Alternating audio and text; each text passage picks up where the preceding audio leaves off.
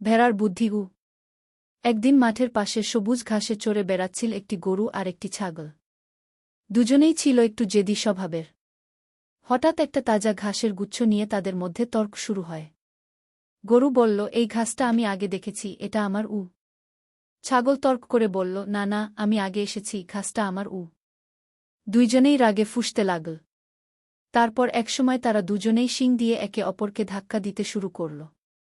ঠিক তখন পাশে চুপচাপ ঘাস খাওয়া একটি শান্ত স্বভাবের ভেড়া এগিয়ে এল। ভেড়াটি তাদের মাঝখানে দাঁড়িয়ে বলল, বন্ধুরা, এই ঘাস তো আমাদের সবার জন্য। মারামারি করে কি হবে? বরং সবাই মিলে ভাগ করে খাই আর মিলেমিশে থাকি। তাতে তো খুশিও থাকব, আবার বন্ধুত্বও বজায় থাকবে। গরু ও ছাগল কিছুক্ষণ চুপ করে থাকল। তারপর গরু মাথা নিচু করে বলল, তুই ঠিক বলেছিস ভাই, ক্ষমা কর। ছাগল হেসে বলল, চলো এবার সবাই মিলে খাই। তারপর তিনজন মিলে সেই তাজা ঘাস খেয়ে একসঙ্গে খেলা করে দিনটা আনন্দে কাটিয়ে দিল।